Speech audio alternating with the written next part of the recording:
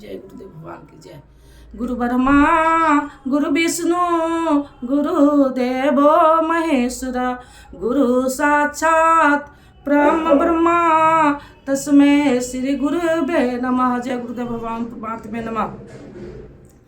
जिसे अभी प्रभु उसी को यहाँ विभु कहा गया है, क्योंकि वह संपूर्ण वैभव से युक्त है। प्रभुता एवं वैभव से युक्त वह परमात्मा न किसी के पाप कर्म को और न किसी के पुण्य कर्मों को ही ग्रहण करता है। फिर भी लोग करते क्यों है? इसलिए कि अज्ञानी द्वारा ज्ञान ढका हुआ है। इन्हें अभी संस्कार सहित जान तो हुआ नहीं, वे अभी जंतु है, मोह बस वे कुछ भी कह सकते हैं। ज्ञानी ज्ञान से क्या होता है इसे स्पष्ट कहते हैं।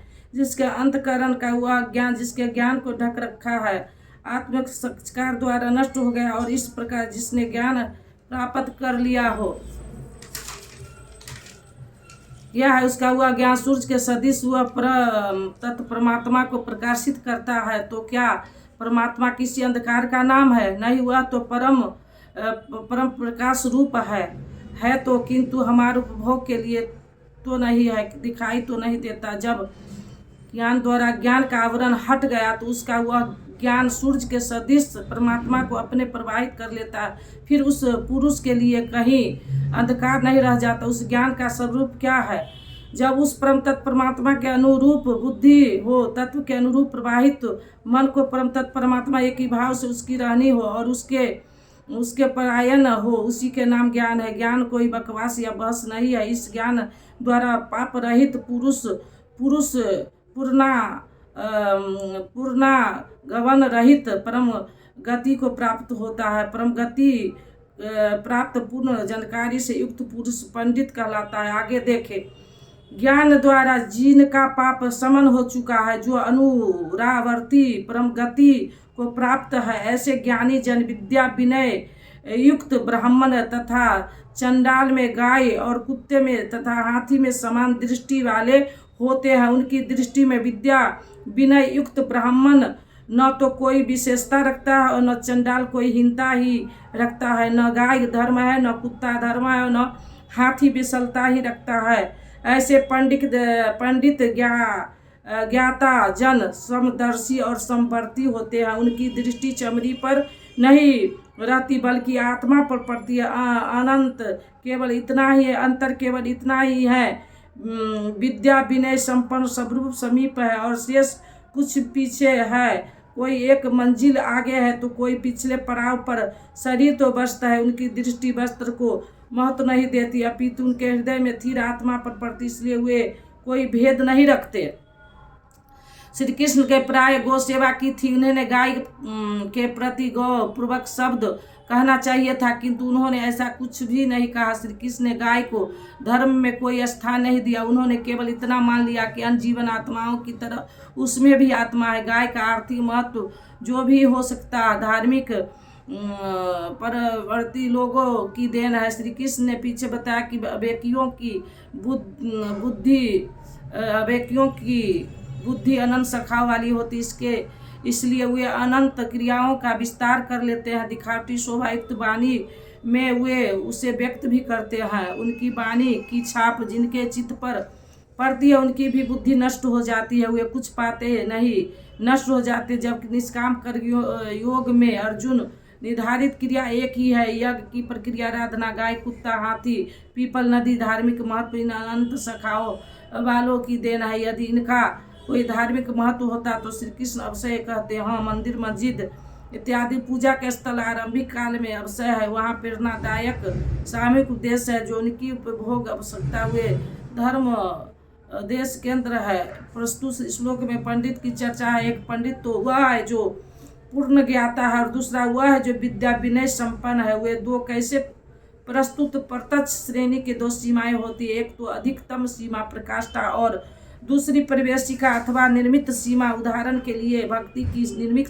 सीमा है, वहाँ से भक्ति आरंभ की जाती, विवेक वैराग और लगन साथ जब आराधना करते हैं। और अधिकतम सीमा वह है जहाँ भक्ति अपना परिणाम देने की स्थिति में होती है। ठीक इसी प्रकार ब्राह्मण श्रेणी जब ब्रह्म में प्रवेश दिलाने वाली क्षमताएं आती है, उस समय विद्या होती है, विनय होता है, मन का समझ, इंद्रियों का दमन, अनुभव, सूत्रपात, संचार, ब्रह्म धरवाही, चिंतन, ध्यान और समाधि इत्यादि ब्रह्म प्रवेश दिलाने वाली सारी योग्यताएं इसके अंतराल में स्वाभाविक कार्यरत करती है। यह ब्रह्म गंतव्य की निर्मलिखित सीमा है। उच्चतम सीमा तब आती है जब कर्मश उन्नत होते होते वह ब्रह्मा का दिव्य दर्शन करके उसमें विलय पा जाता है। उससे जान लिया वह पूर्ण ज्ञाता अनुरावर्ती वाला ऐसा महापुरुष विद्या विनय संपन्न ब्रह्म, चंडाल, कुत्ता, हाथी, गाय सब परम समान दृष्टि वाला होता है, क्योंकि उसकी दृष्टि हृदय स्थिति आत्मा स्वरूप पर पड़ती है। ऐसे महापुरुष को परम गति में क्या मिलता है और कैसे इस पर प्रकाश डालते हुए योगेश्वर श्री कृष्ण बताते हैं। उन पुरुषों द्वारा जीवित अवस्था में ही संपूर्ण संसार जीत लिया गया, जिनका मन समतब में स्थिर है। मन के समतब का संसार जीतने से क्या संबंध, संसार मिट गया तो वह पुरुष रह कहाँ। श्री कृष्ण कहते हैं निर्दोष, वह ब्रह्म निर्दोष और सम है, इधर उसका मन भी निर्दोष सम है, स्थिति वाला हो गया है, इसलिए वह ब्रह्म स्थिर हो जाता है। इसलिए इसी का नाम अनुवर्ती प्रगति है। यह कब मिलती है, कब संसार रूपी शत्रु जितने में आ गया, संसार बंधन जितने में आ जाता है, जब मन का निरोध और जाए, समतब प्रवेश पा जाए, क्योंकि मन का प्रसार ही जगत है। जब वह ब्रह्म स्थिर हो जाता है तब विद्या का लक्षण क्या है, उसकी रहनी स्पष्ट कहते हैं। उसका कोई अप्रिय होता नहीं, इसलिए जिसे लोग प्रिय समझते हैं उसे पाकर वह हर्षित नहीं होता। वह जिसे लोग अप्रिय समझते हैं ऐसा धर्म लंबित चिन्ह लगाते हैं, उसे पाकर वह उद्रेकवान नहीं होता। ऐसा स्थिर संशय रहित ब्रह्म से युक्त ब्रह्म वेता पर ब्रह्म में सदैव स्थिर है।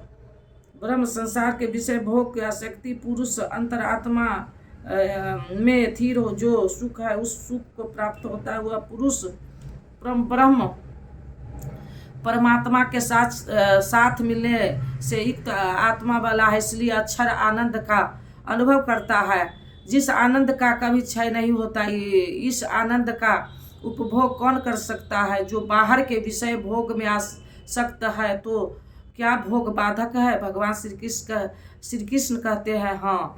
जय गुरुदेव भगवान की जय। अब दे दो गीता ज्ञान मिटे अज्ञान, गुरु जी हमारे हम आए शरण तुम्हारे। बालकपन खेलन में खोया, जौवन निंद्रा में तू सोया, भय वृद्ध हो गई जर्जर कत हमारे, हम आए शरण तुम्हारे। सुत मात पिता बांधव दारा, नस्वर संबंध है सारा, भय वृद्ध तो हो गई जर्जर कत हमारे, हम आए शरण तुम्हारे। गुरु कर में जग की माया में, सुख पाता था इस काया में, निज ज्योति से ज्योति जगाओ गुरु जी हमारे, हम आए शरण तुम्हारे। सेवक पर स्वामी दया करो, भव भय बंधन आप हरो, कर्मों के दोष न देखो आप हमारे, हम आए शरण तुम्हारे।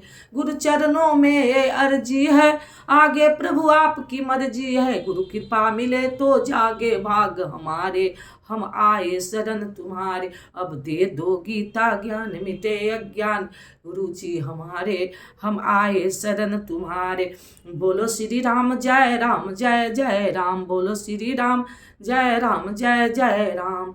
मंगल भवना अमंगल हारी, मंगल भवना अमंगल हारी, द्रबहु सो दशरथ अजिर बिहारी, जो तुम जानहु अंतर्यामी, पुरबहु मोर मनोरथ स्वामी। अब प्रभु कृपा करहु एहि भांति, सब तजी भजन करब दिन राति। बोलो श्री राम जय राम जय जय राम, सकल विघ्न व्यापहि नहीं तेहि, राम सो कृपा बिलो कहि जेहि।